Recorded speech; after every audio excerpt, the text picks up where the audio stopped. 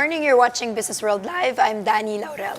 And I'm Jess De Los Santos. Here are the biggest stories to kickstart this trading day, Monday.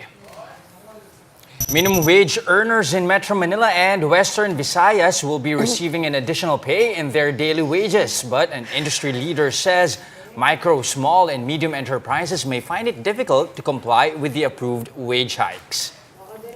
Will the Bangko Sentral finally raise interest rates this week? Some analysts say it's high time for a rate hike, while others believe the Monetary Board should keep rates untouched at record lows. And the local bourse is seen to move sideways ahead of the BSP meeting after the index plunged below 6,400 on Friday's trade.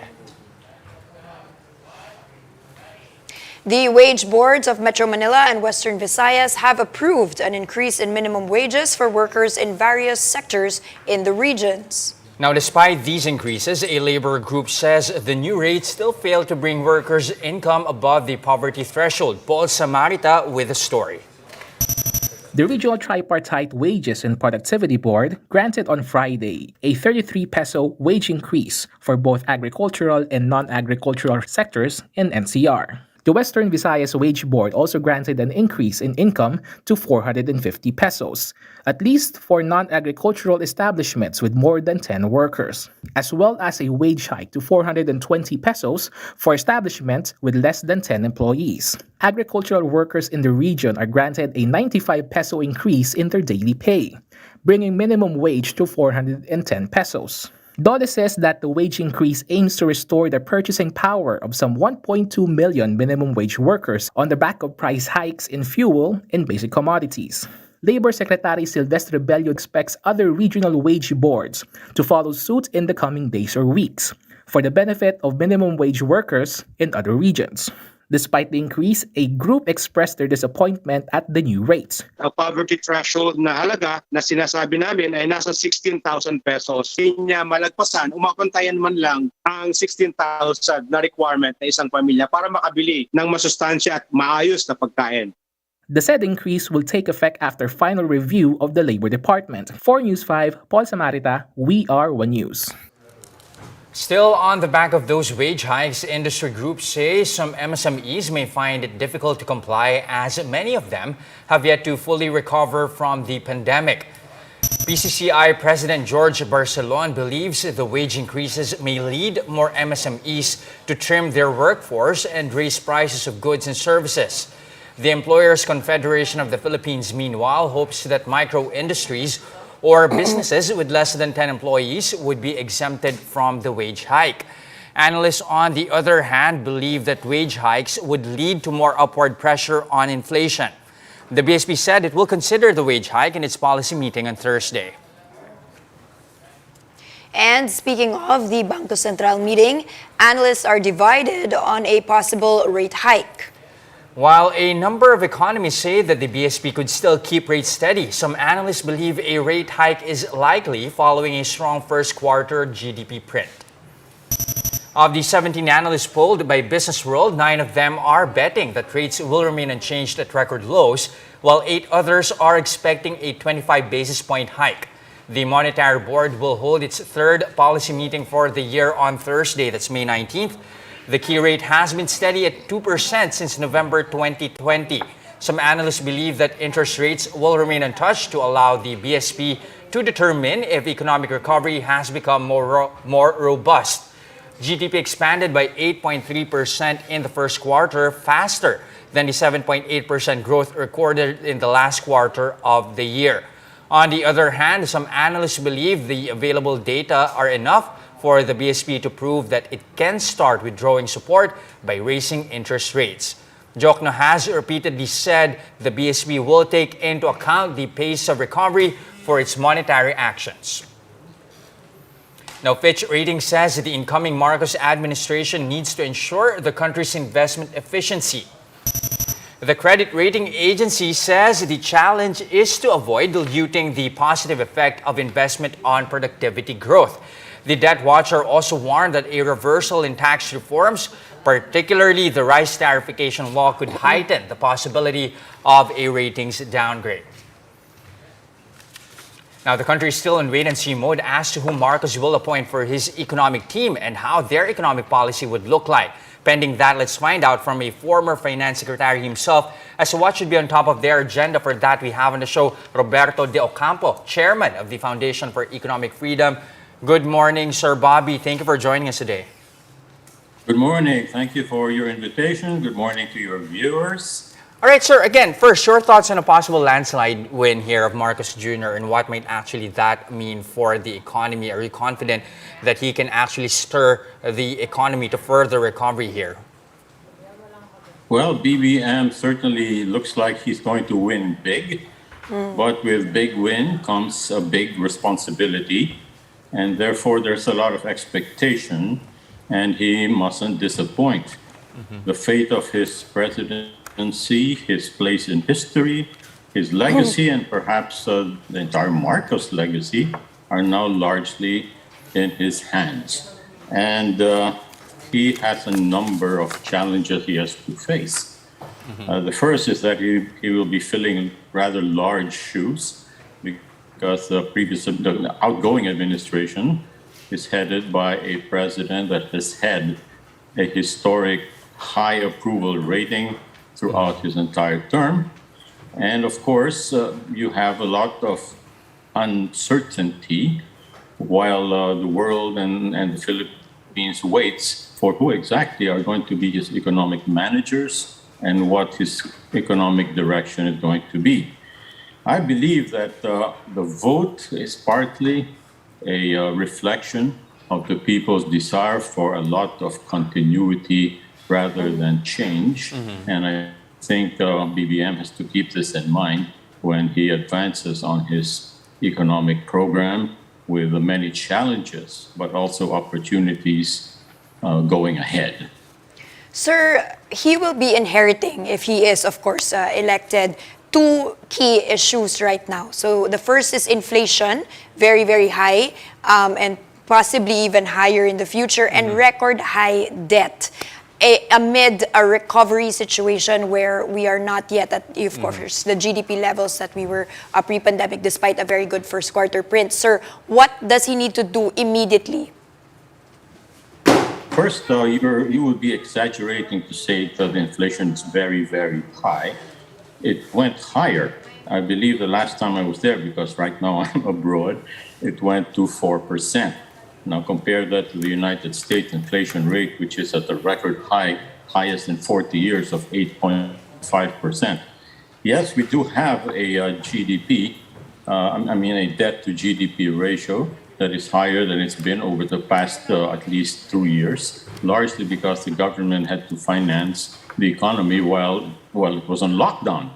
And therefore you have a GDP debt to GDP ratio of 60%, meaning to say about 12 trillion, since our GDP is approximately 20 trillion pesos in size. Now, that doesn't mean that you have to pay all of that in one go, but what it does mean is that you have to keep your economic growth and your fiscal management going soundly in order that you can afford to spend for necessities in the economy like infrastructure and social services, and in order to be able to bring down that debt gradually over time. So it is important for BBM to use as a platform what has been left behind when he takes over. The first of these would be the tax measures. There are many of them, but the principal ones that he can rely on are the train law, which reduced income taxes, the increased excise tax law, which even extended excise tax to sugared beverages, and of course the Create law, which would gradually lower the tax for corporations over a period of time in order to make them competitive with our competitor countries around us. All three of these, if used properly and not reversed, are going to attract investments. Investments will create jobs, and it will create a widening tax base in order for him to have the capability to reach the target this year of 6 to 7% in growth of GDP. But, as they say, that's not all. The administration also passed three key laws. One of them is the Retail Trade Act. The other one is the Public Service Act, and the third is the Foreign Investment Act. All of these making retail, foreign investments, and the entry of the public sector into even infrastructure even easier. With these, he will be able to attract investors into the country. With attraction of investors, once again, you've got expansion of jobs, you have expansion of the tax base, you have a growing economy. So it is very important that he takes these tools into consideration and go forward with them. Okay, Sir Bobby, it's very crucial. I mean, you have already laid out the tax measures and the other policies that are already in place that BBM could at least work on or build up on. But question now is, how important is it for Marcos Jr. to actually appoint competent people in his cabinet team, especially when it comes to his economic managers? And do you subscribe to what some analysts say is that he should at least consider retaining some of Duterte's economic managers in order to sustain the recovery that we are so far trying to achieve here?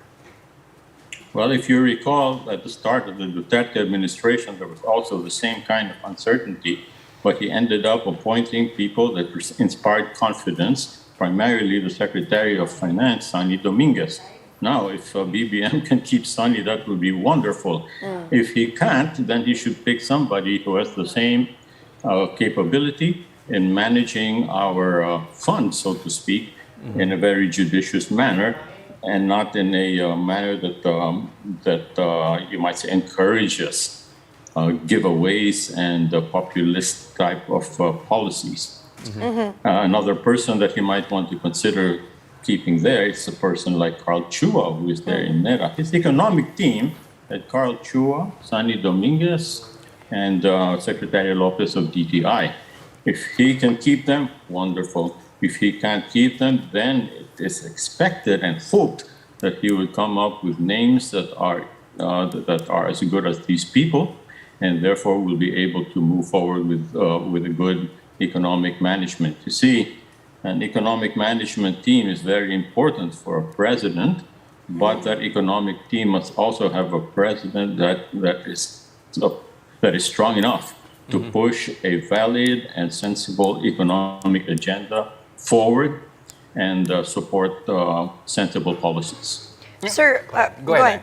On that note, sir, how confident are you that members of the opposition as well will be part of the cabinet? He has expressed unity as his key platform here, sir. Of course, there will be a lot of questions going around on whether or not he will be continuing with this platform and actually inviting people into his cabinet that may not have been part of his original slate, sir. Well, he did say unity, but the important thing really is to appoint competent people. Okay. Being in a position alone does not immediately equate to competence, but there are a lot of competent people who are in the opposition, and if you can find them and if they can agree, then that would be a good step. But what is really important is to make sure that the legacy that is being left behind of sound economic management with a platform of good economic growth. Imagine we already experienced an 8% growth in the first quarter of this year. So Mr. Marcos, BBM, has to take into account that he has to gradually reopen the economy after the pandemic, and then from there face the challenges of inflation, because that inflation is also affected by the Ukraine-Russia war, by the international situation, which is affecting supply chains and causing price hikes all over the world in important commodities like food and fuel. Then, of course, he has to make sure that he is expanding his tax base enough so that he can fund the continuing program of infrastructure, at the same time being able to scale down our debt to GDP ratio from where it is today of 60% to lower levels. We actually achieved during the Duterte administration a debt to GDP ratio of 39%, and had not the pandemic gotten us stuck for 2 years, one can imagine that the things might have been better. All right, so definitely lots of things we have to keep tabs on, especially with the incoming administration of presumptive President Ferdinand Marcos Jr. Thank you very much for your time this morning. Again, that's former Finance Secretary Roberto De Ocampo, Chairman of the Foundation for Economic Freedom. Thank you, sir. Thank you very much. Now, Metro Manila will remain under Alert Level 1 until the end of the month. The Interagency Task Force says 79 provinces, highly urbanized cities, and independent component cities are also under the loosest classification until May 31. That's on top of 160 other component cities and municipalities still under the lowest alert level. Meanwhile, the Health Department says that as of May 13, over 68.6 million Filipinos have completed their first and second doses, while nearly 13.6 million have received their booster shot. The Federation of Filipino-Chinese Chambers of Commerce and Industry says incoming secretaries for the Finance, Trade, and Agriculture departments will be critical for the incoming administration. The group's president, Henry Limbon Leong, said in a radio interview that for one, the finance secretary should have the standing to manage the national debt, which climbed to 12.6 trillion pesos in March. Limbon Leong said he's hoping that both Finance Secretary Carlos Dominguez and Trade Secretary Mon Lopez will be retained for the meantime, as he believes they are doing a good job. He also endorsed the performance of Agriculture Secretary William Dar, which he said is being hampered by limited funds set aside for agriculture. Now, pausing for a quick break, but coming right up after that, we'll check how our local bourse is doing this morning after it fell below 6,400 last week. More of that and other stories when Business World Live returns. Stay with us.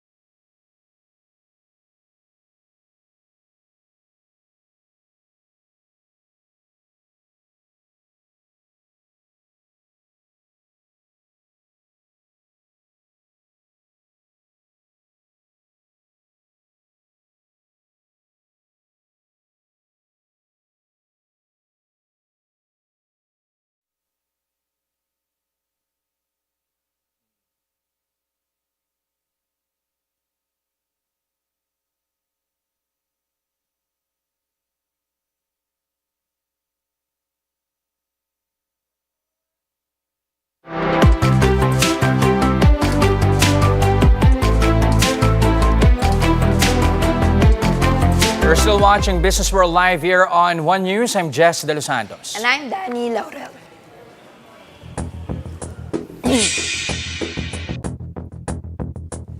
All right, Dan, the index broke the crucial 6,500 support level last election week. Will we finally see increased confidence in the equities this week? Just how confident are you as well with your voice? I know, Jess. I want to apologize to our viewers here for my voice, but nevertheless, hopefully that will bounce back just as the equity markets have. Take a look at that. Just finally, the buy-in we all were waiting for, up 2.2% to 65.19.74. So again, some bargain hunting did ensue and very, very broad-based recovery here.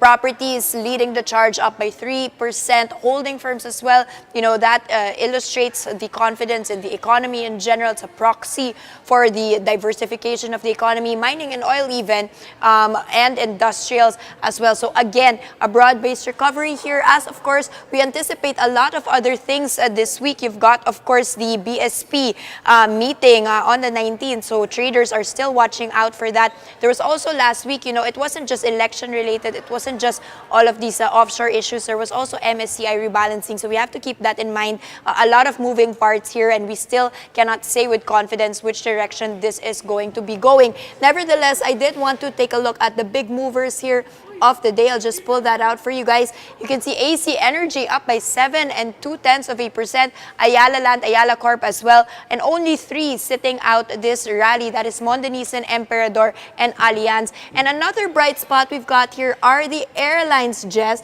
Even as they've pared down a little bit, but take a look at Macro Asia, that's up by 4.5%. This as they have been seen by analysts to actually be improving this year. Philippine Airlines posted $23 million in first quarter profit, and that's on the back of 201% jump in passenger revenue. So were you one of those that took a PAL plane in the first quarter? You have contributed to that. Another one is, of course, Cebu Pacific. Revenues for first quarter jumping 148%. You know, passenger operations up by 260%. And this according to First Grade Finance. Local airlines likely to sustain the momentum for the rest of the year, Jess. All right, definitely a good start to the week there then after that massive sell-off last week. The equity space at least showing some signs of recovery there. The hope, of course, is that your voice will also recover starting tomorrow. As the whole economy recovers as well, Jess. Waiting on the sidelines rin yung boses ko. All right. Natawa ka doon. But it's hopefully your voice goes back at least tomorrow. And that's a first look into the business day this Monday, May 16, 2022. Join us again tomorrow at exactly 9:30 a.m. You can also catch us on Signal Play. Register for a free account now at www.signalplay.com and stream One News Live anytime, anywhere. I'm Jess De Los Santos. And I'm Danny Laurel. Mask on, wash hands, stay safe, Philippines. We are One News.